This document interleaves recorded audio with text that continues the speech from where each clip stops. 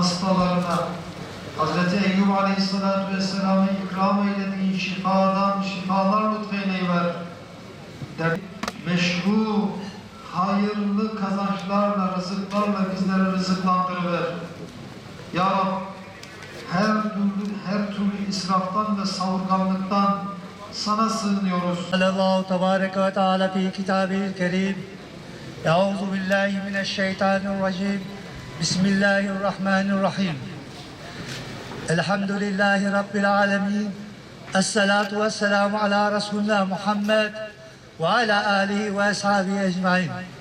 Burada olmamızın sebebi İslam'ın garip olmadığını, Avrupa'daki Müslüman kardeşlerimizin de yalnız olmadığını göstermek içindir. Malumunuz üzere pandemi sürecinden olduğundan dolayı basın açıklamalarımızı fazla uzun tutmayacağız. Basın açıklamamızdan öncesinde Genel Sekreterimiz Sayın Şehzade Demir'in açılış konuşmalarını yapmak üzere mikrofona davet ediyoruz. Maalesef Fransa'nın şahsında Avrupa Birliği, Avrupa ülkeleri İslam'a çok büyük bir savaş açmışlardır. Bu tür olaylar aslında bizim İslam ümmetinin durumunu ortaya koyan birer aynadır da aynı zamanda. Haşa İslam dinini sorunların temeli olarak görmek, Resulullah Aleyhisselatü Vesselam'a hakaret etmek, İslam'ın en kutsi değerlerini hiçe saymak kadar daha büyük bir olay var mıdır ki bugün İslam ümmeti hiçbir şekilde bu konuda bir tepki ortaya koyamamakta ve böyle ciddi olaylar için dahi bir araya gelememektedir.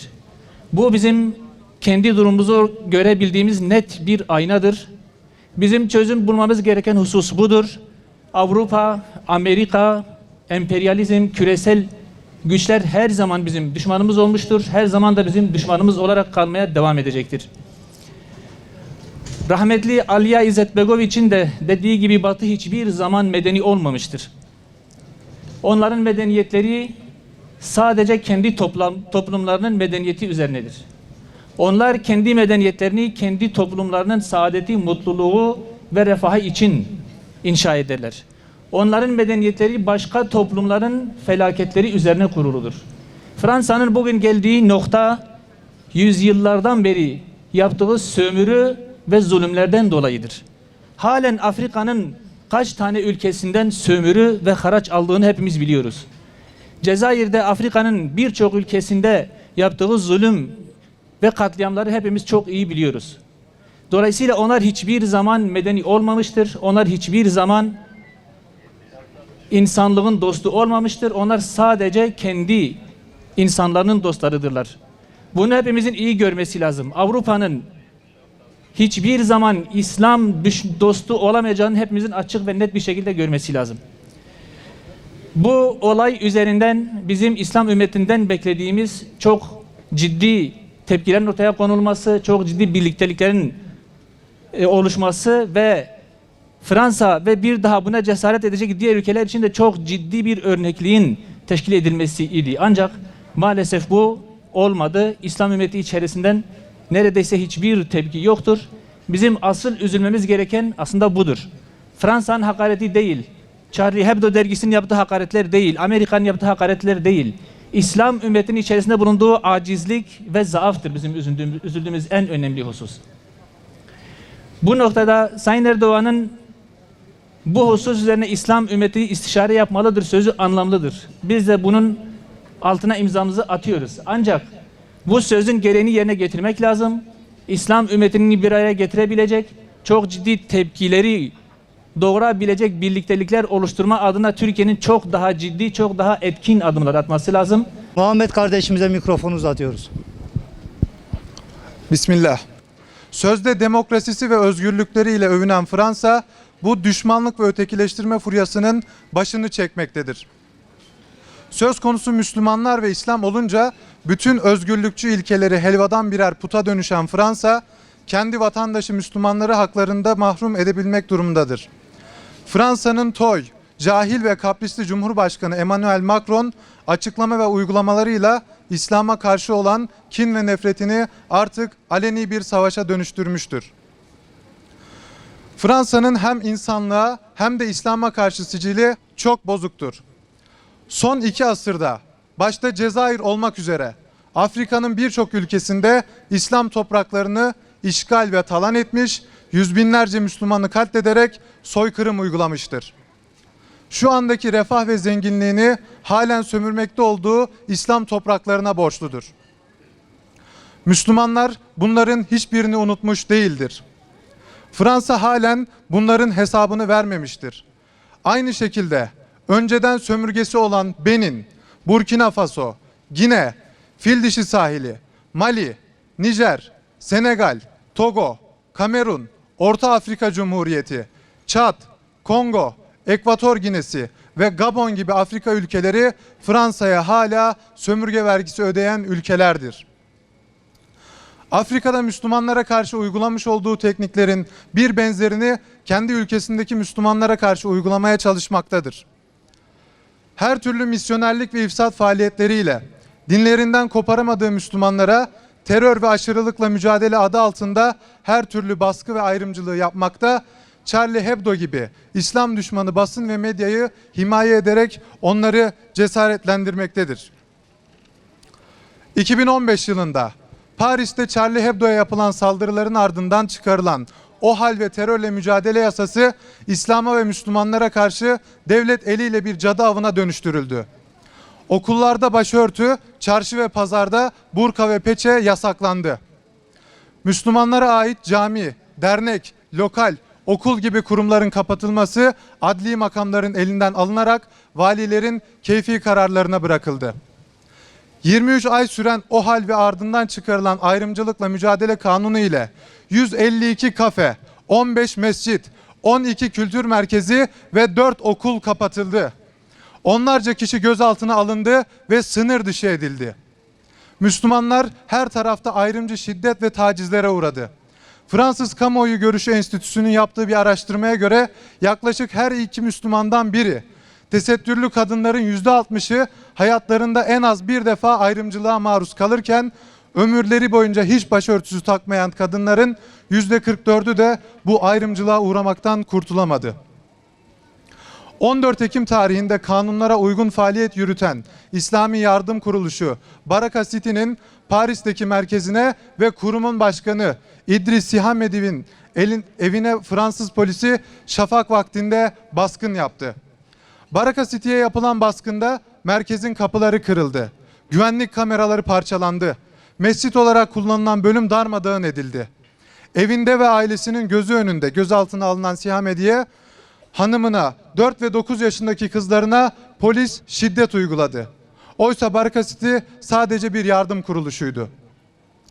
Fransa'daki bütün cami, lokal, okul ve kurumlar her türlü kontrol ve ağır denetimlere tabi tutulmaktadır. İslam'a ve kutsal değerlerine her türlü hakaret ve düşmanlık himaye görürken Filistin'i işgal eden, Filistin halkına soykırım uygulayan Siyonist rejimi eleştirmekse antisemitizm diye yasaklanmıştır. Bununla birlikte Fransa Başkanı Macron, Fransa Müslümanı adıyla kendilerine göre bir Müslüman tipi oluşturmaya çalışmaktadır. Fransa İçişleri Bakanı ise market raflarında helal gıda reyonunun bulunmasını hazmedemediğini, Charlie Hebdo'nun rezil karikatürlerinin okullarda öğrencilere gösterileceğini ve kitaplara girebileceğini söylemektedir. Bütün bunlar İslam'a ve Müslümanlara açılan topyekün bir savaştır. Avrupa ülkelerinde Müslümanlara mal edilmeye çalışılan şaibeli saldırılar, İslam'ı batıda yok etme projesinin bir parçasıdır. Avrupa ve Fransa, İslam'a karşı açtığı bu savaşı kazanamayacaktır. Aziz İslam'a karşı mücadele etmeye çalışanlar dün olduğu gibi bugün de kaybedenlerden olacaktır. İzzet ve irade sahibi İslam ülkeleri Fransa'nın bu İslam düşmanlığına karşı mutlaka harekete geçmelidir. Dünya genelinde Müslümanların hak ve hukukunu koruyacak bir mekanizma mutlaka kurulmalıdır. Başta Fransa olmak üzere Avrupa'da artışa geçen İslam düşmanlığını lanetliyoruz. Ve son olarak şunu da söylemek gerekir ki Avrupa İslam'a gebedir. Bir gün mutlaka bu kutlu doğum gerçekleşecektir. Kurtulamadı. 14 Ekim tarihinde kanunlara uygun faaliyet yürüten İslami Yardım Kuruluşu. Şimdi de basın açıklamamıza bir dua metni için Ahmet hocamızı mikrofona davet ediyoruz. ربنا تقبل منا إنك أنت السميع العليم وتب علينا يا مولانا إنك أنت التواب الرحيم اللهم انصر من إسلام والدين اللهم منصر من إسلام والدين واخذل من خذل المسلمين اللهم قهر أعداءنا وأعداء الدين اللهم احفظ أمتي محمد اللهم احفظ أمتي محمد من كل شر بلاء الدنيا والعذاب الآخرة أمتي محمد من كل شر بلاء الدنيا والعذاب الآخرة Açmış, senden istiyoruz.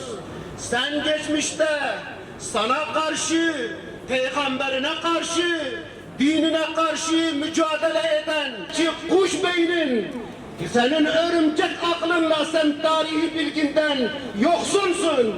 Tarihte senin ecdadın Firavunlar, Nemrutlar, Ebu Cehiller, onun peygamberine, onun kitabına, dinine karşı gücü yetmez. Ey Macron, önce seni tövbeye davet ediyoruz. Sen de rezil rüsvay olacaksın. Hiç kimse İslam'a düşmanlıkta bir fayda elde edememiştir. Cebbar ismine, Şedidül İkab ismine, Züntikam ismine havale ediyoruz. Ya İlahel Alemin, bugün alemi İslam kan ağlıyor. Ümmeti Muhammed'e nusret yardım eyle ya Rabbi. Ey Macron, sen ne haddine ki kalkıp İslam'la, İslam'ın hükümleriyle değiştirmeye çalışıyorsun. Sen kimsin? İslam Allah'ın dinidir. İslam bir güneş gibidir. Üfürülmekle sönmez. İslam bir gündüz gibidir. Göz kapamayla gece olmaz. Yerin dibine battıysa bugünkü kafir ve zalimleri de yerin dibine batır Allah'ım. Ümmeti Muhammed arasına birlik, beraberlik, kardeşlik ve uhuvvetli yerleştir. Allah'ım biz bugün sana yalvarıyoruz. Geçmişte düşmanlar senin dinini, Allah'ım kim ki senin dinine meydan okuyorsa, kim ki senin dinine karşı geliyorsa, senin dinininle alay ediyorsa, Kahhar ismine havale ediyoruz. Ya İlahel Alemin, bugün elimizi açıp sana yalvarıyoruz ya Rabbi. Ellerimizi boş çevirme. Kalplerimizi birleştir, gönüllerimizi birleştir, saflarımızı birleştir Allah'ım. Bugün alemi İslam kan ağlıyor Allah'ım. Allah'ım biz senin kulun ve aciz insanlarız. Sen bize nusretini, yardımını gönder ki ehli küfür bir daha senin dinine karşı meydan okuma cesaretinde bulunmasınlar. Ey Macron, eğer geçmişteki senin Ebu Cehil ve Ebu Leheb, Firavun ve Nemrutlardan ibret almamışsan ki halen cesedi Londra müzelerinde olan Firavunlardan, tarihten ibret almamışsan artık sana nari cehennem yeter. Ateşin bol olsun Macron. Ve ahiru da'vana elhamdülillahi rabbil alemin. Ve sallallahu teala ala seyyidina Muhammedin ve ala alihi ve sahbihi ecma'in. Lillahi teala el Fatiha.